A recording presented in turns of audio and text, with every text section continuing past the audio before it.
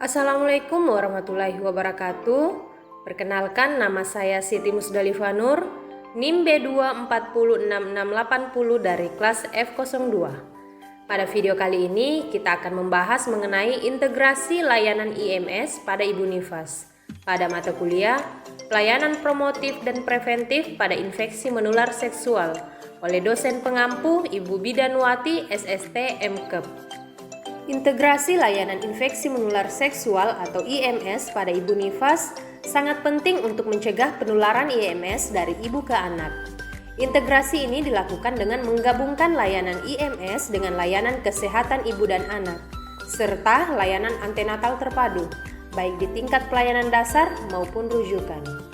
Pentingnya screening IMS pada awal kehamilan yaitu diagnosis dan manajemen IMS pada kehamilan dapat menurunkan morbiditas dan mortalitas maternal maupun janin dan juga pada saat nifas. Oleh karena itu, riwayat IMS yang lengkap dan melakukan pemeriksaan screening yang sesuai pada pasien yang sedang hamil pada saat pemeriksaan prenatal yang pertama adalah penting. Apa saja tujuan dari integrasi layanan IMS pada Ibu Nifas? Yaitu 1. Mencegah penularan IMS dari ibu ke anak.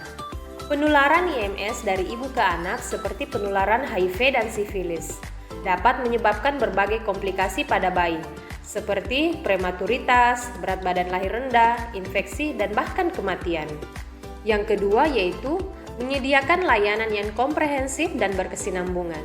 Integrasi ini memastikan bahwa Ibu Nifas mendapatkan layanan yang lengkap, mulai dari pemeriksaan, pengobatan, hingga edukasi mengenai pencegahan IMS. Dan yang terakhir yaitu memperkuat layanan pencegahan, perawatan, dan pengobatan IMS. Dengan adanya integrasi ini, diharapkan layanan IMS dapat menjangkau lebih banyak Ibu Nifas dan memberikan dampak yang lebih besar. Cara kerja dari integrasi layanan IMS pada Ibu Nifas yang pertama yaitu pemeriksaan dan pengobatan IMS pada Ibu Nifas. Ibu Nifas yang beresiko atau memiliki gejala IMS perlu diperiksa dan diobati agar tidak menularkan infeksi ke bayinya. Yang kedua yaitu konseling dan edukasi tentang IMS.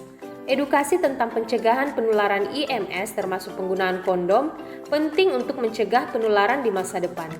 Yang ketiga yaitu pelayanan KIA terpadu. Layanan KIA termasuk layanan antenatal harus mencakup pemeriksaan dan pengobatan IMS serta konseling mengenai IMS. Dan yang terakhir, kerjasama lintas sektor.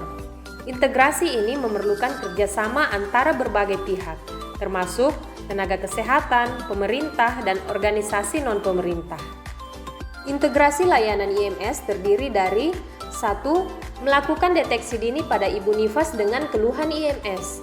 Yang kedua yaitu petugas kesehatan melakukan penapisan atau screening untuk mengetahui jenis dan penyebab dari IMS yang dikeluhkan ibu. Dan yang terakhir yaitu petugas kesehatan melakukan pengobatan pada ibu dan suami.